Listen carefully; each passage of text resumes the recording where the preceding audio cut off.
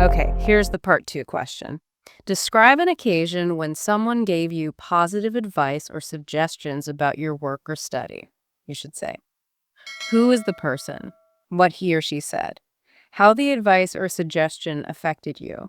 And explain how you felt about the advice or suggestions. Okay, I'd like to talk about a time when my high school teacher, Mr. Sharma, gave me some really helpful advice about my studies. It was during my final year, just before our board exams, and I was struggling with math a lot. Mm-hmm.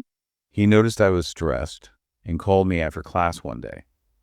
He told me to focus on understanding the basics first instead of jumping to tough problems, and suggested I make a daily timetable to practice small topics step by step. That advice really changed things for me because I started getting better at math, and my confidence grew with each small win. I even scored pretty well in the exams, which I didn't expect. Right. Honestly, I felt so grateful for his suggestion because it wasn't just about math. It taught me how to approach any challenge with patience. I remember feeling relieved and motivated after talking to him, like I had a clear plan to follow. I think his kind words and practical tips made a big difference, and I still try to use that method whenever I'm stuck on something. All right. Moving straight to part 3 now. Do you think people care about others' comments about them? Yes, I think most people do care about what others say about them, especially if the comments are about their work or personality.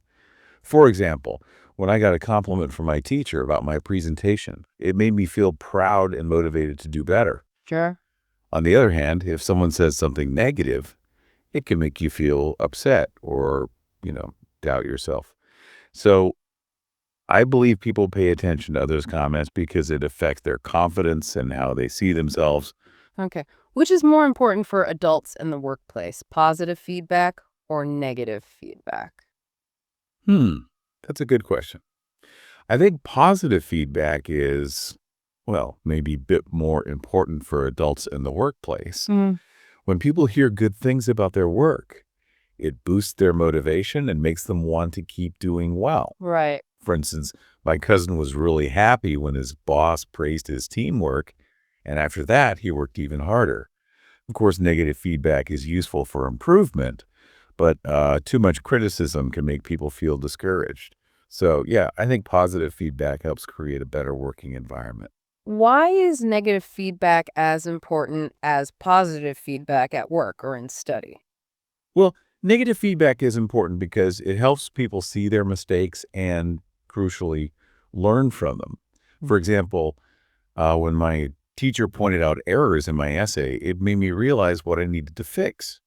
Without that kind of feedback, people might just keep making the same mistakes and they'll never improve. Mm-hmm. But at the same time, you need positive feedback to keep people motivated. So really, both types of feedback are necessary for growth and success. Do you think negative feedback is more important than positive feedback? Why? No, I don't think negative feedback is more important than positive feedback. I think, like I said, both have their own roles. Negative feedback helps us improve, shows us what we need to change. But if that's all you hear, it can be really discouraging. Yeah, that makes sense. Positive feedback, though, that gives us confidence and encourages us to keep trying. Like my friend got both praise and suggestions from her boss, and she felt motivated and knew what to work on. So really a balance is best. Okay, last question for this section. Should parents always encourage their children?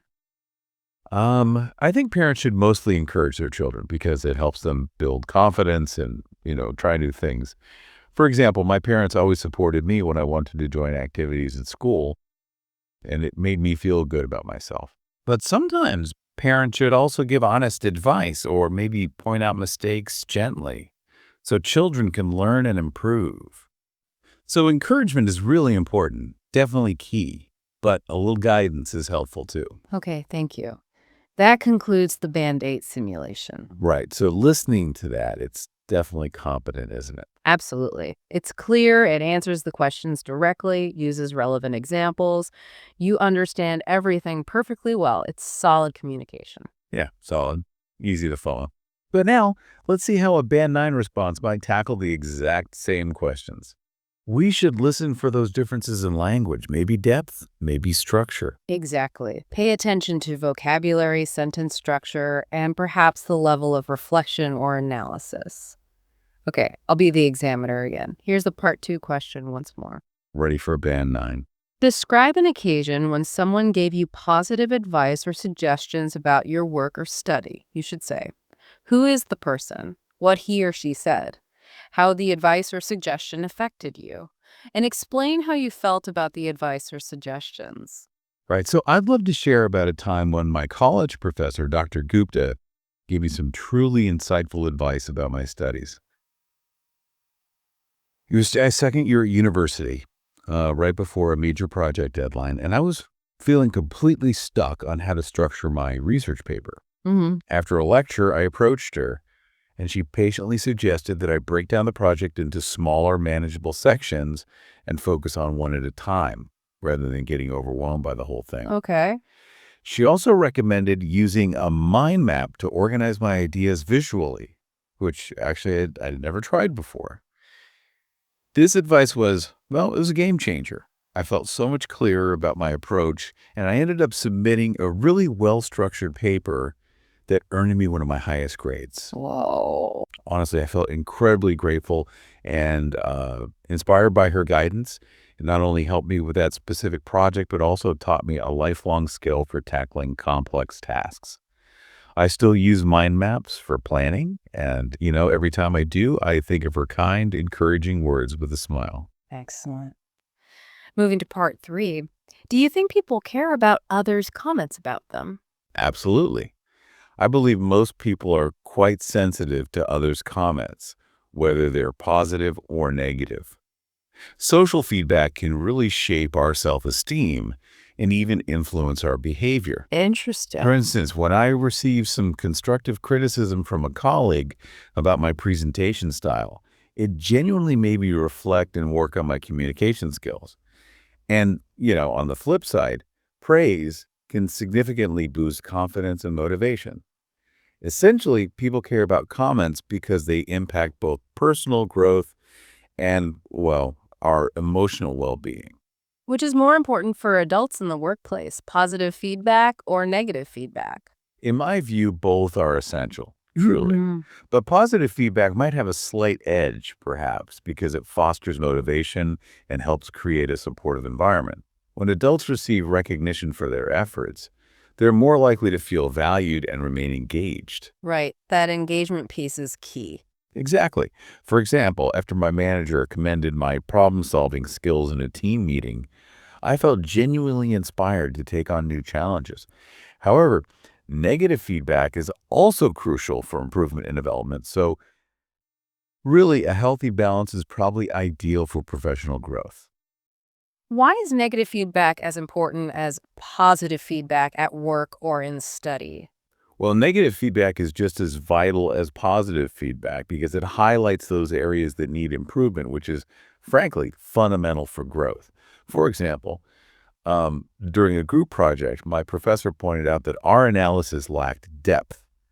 Now, that encouraged us to dig deeper and ultimately produce much better work. Without that kind of specific feedback, we might have remained complacent, you know? Positive feedback, meanwhile, reinforces strengths and keeps morale high. So together, they create a really comprehensive approach to learning and development, not just one or the other. Do you think negative feedback is more important than positive feedback? Why? Hmm. I wouldn't say negative feedback is inherently more important. Rather, I think they serve distinct but complementary purposes.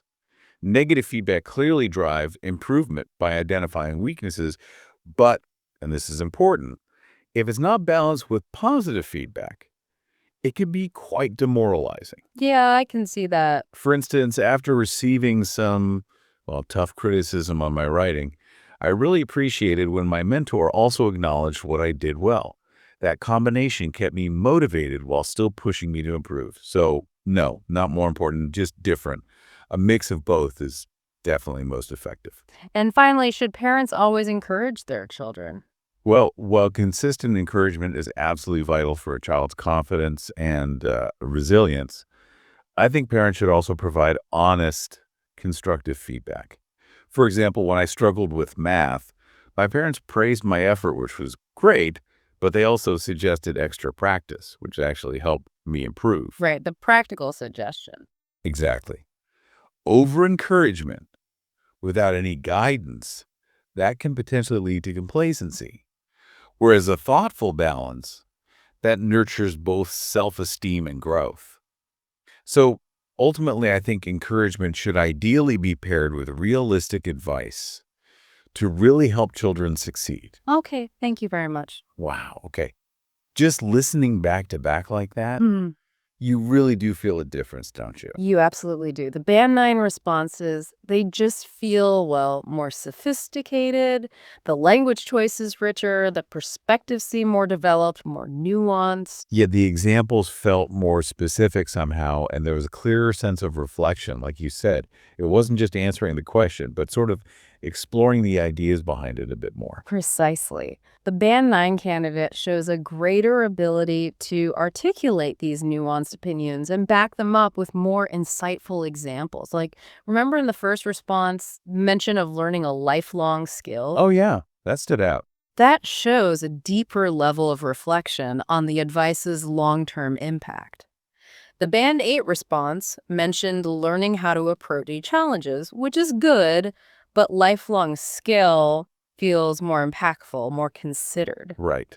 Okay, so this is where we can really get into the nitty-gritty. Let's talk vocabulary.